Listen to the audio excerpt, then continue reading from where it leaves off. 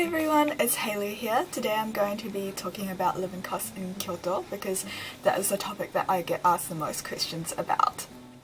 Well, just a couple of disclaimers before I start. First of all, I lived in Kyoto between 2014 and 2015, so things might have changed a little bit since then, but I think it's only been a year, so things will probably have not changed that much. So just be careful of that. And secondly, this video is mainly tailored towards people who are going to Kyoto on exchange, and specifically Kyoto University, because that was my experience. But you might find it useful if you're going to Kyoto to live for work or something, or if you're going to Japan as an exchange student in general.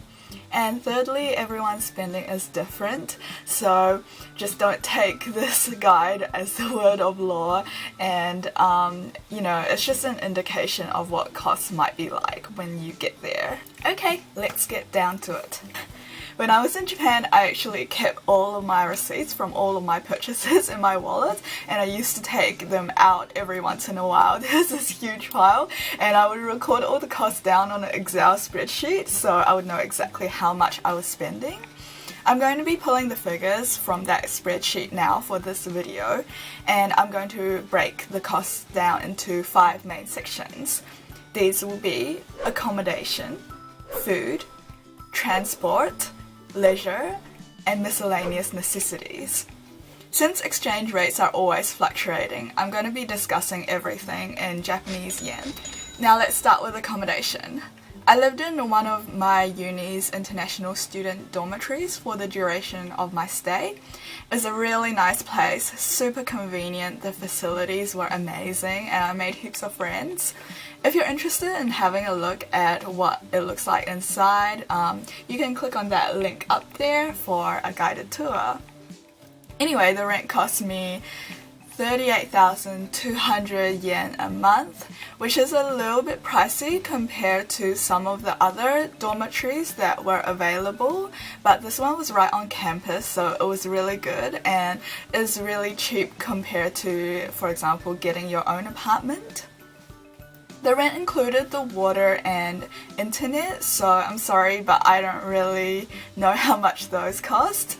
And as for electricity, we received the bill each month in the mailbox, and it was usually between 2,000 to 3,000 yen.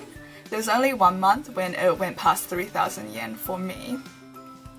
Of course, I use a bath and the aircon occasionally, well, actually quite a lot during winter, because I'm really bad with the cold, so that probably would have made the electricity bill go up significantly.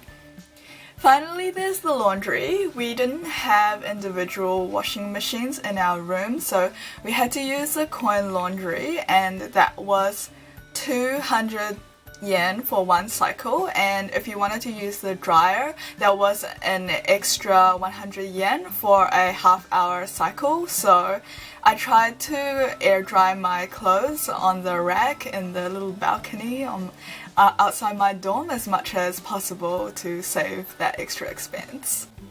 Okay, moving on to food.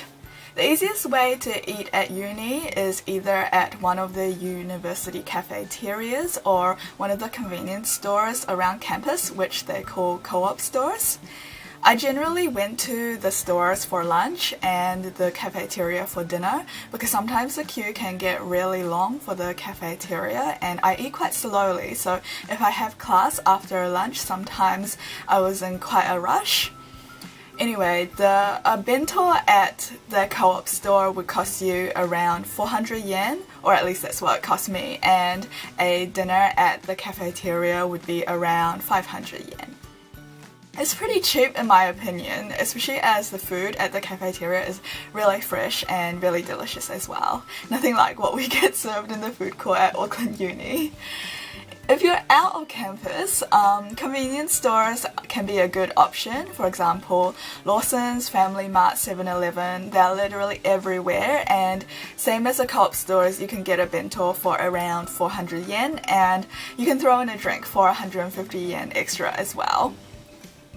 I cooked at home about 2 to 3 times per week, And while it's not necessarily cheaper than eating at the cafeteria, sometimes you just want to make your own thing, and I mean, you gotta take advantage of the wide range of Japanese foods you can get in the supermarkets here that you can't get back at home.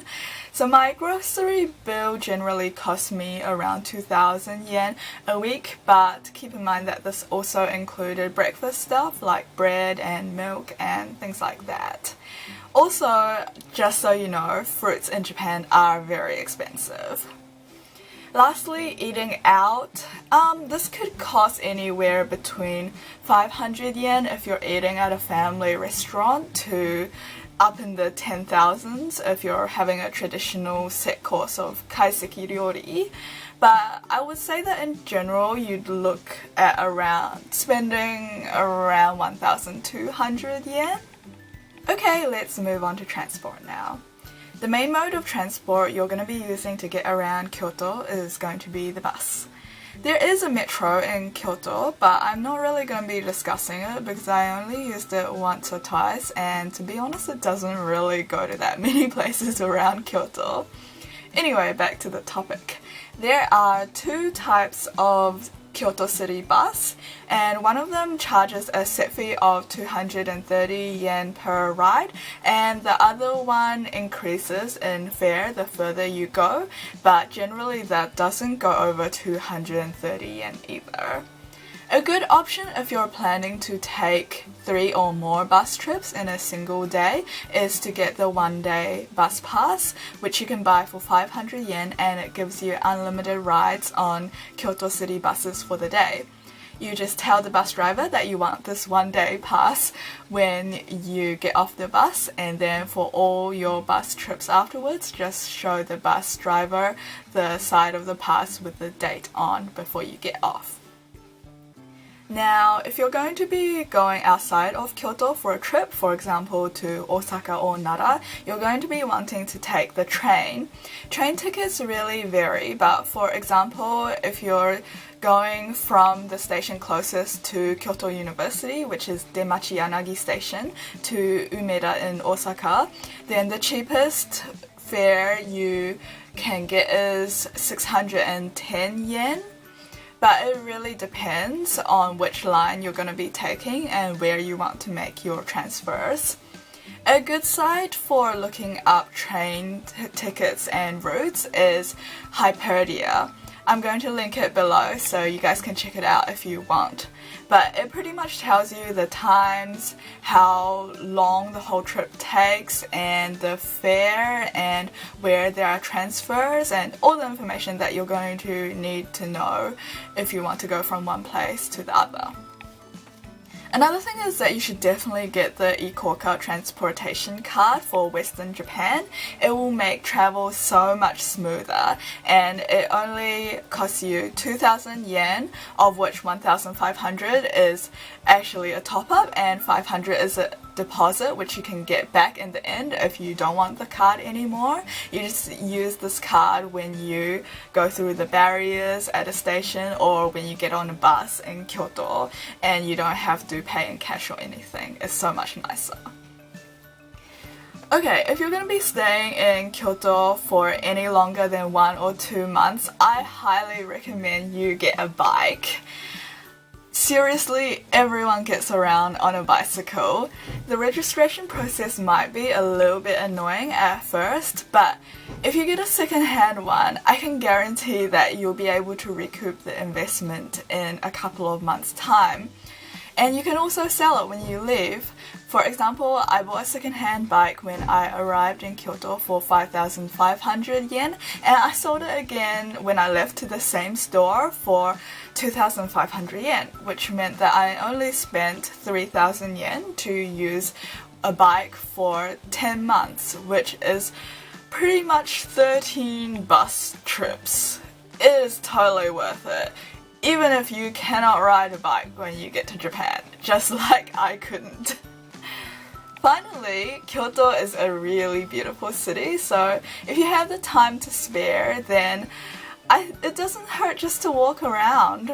The streets are all arranged in a grid like this, and the terrain is pretty flat, so you're not going to get lost or tired easily. and best of all, it is free. Now let's talk about leisure. For me, traveling for 3 days in Tokyo during Golden Week cost me 23,300 yen, including a bit of shopping, but not including the transportation there. I took the night bus, which was the cheapest option at 14,500 yen, but it was definitely not the most comfortable experience, and I don't know if I would seriously recommend it unless you're up for some hardcore sleepless nights. We stayed at the YMCA Youth Center in Tokyo, which cost 4,200 yen per person per night in a triple room. It's usually a bit cheaper, but because it was holiday season, yeah, that was the cost. I feel like a lot of the time traveling can be as cheap or expensive as you want it to be though, so I won't comment too much about it. Movies are another thing which I found to be expensive in Japan. Usually the tickets are 1,800 yen, but if you're a student at university, you can get a 300 yen discount. Also keep in mind that theatres usually offer various discounts. For example, at the place that I went to, every Wednesday night was ladies' night, which means that women could get a ticket for 1,100 yen instead. I didn't actually do much shopping while I was in Japan for leisure, but if you do, look out for sale seasons such as New Year's, when you can easily get a shirt or a skirt for 1,000 yen. Another tip for girls is that I wouldn't recommend getting a swimsuit in Japan. They may be seriously cute, but I found that the majority of them were upwards of 10,000 yen. Like, I don't know if I was just looking in the wrong places or something. If someone has any ideas on this, feel free to let me know. Lastly, let's discuss miscellaneous necessities.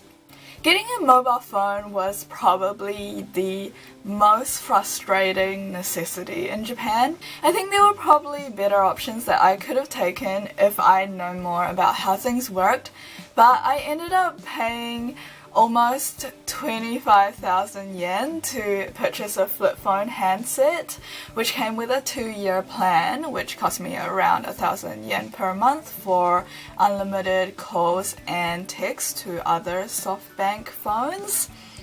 But then the worst part was that I had to pay almost 14,000 yen to break off the contract at the end of my 10 months. So that was seriously gutting.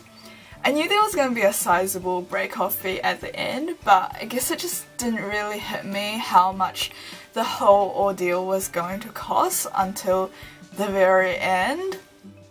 Honestly, Japanese phone companies are quite restrictive, and I heard that sometimes they will try to rip you off, so don't rush into a bad plan like I did.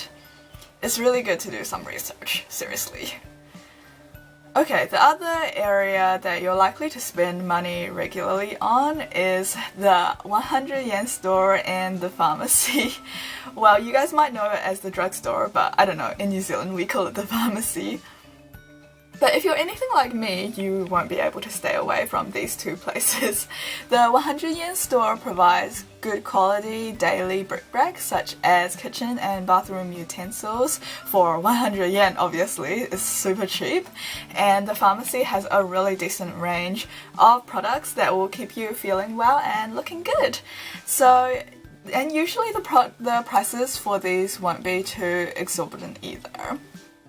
I spent an average of around 2,000 yen on both of these places per month in general, even including the end of my exchange when I bought a lot of products here for souvenirs. Okay, so that's it for today, folks. Drop me a comment below or feel free to private message me if you have anything else you'd like to clarify. Otherwise, see you next time!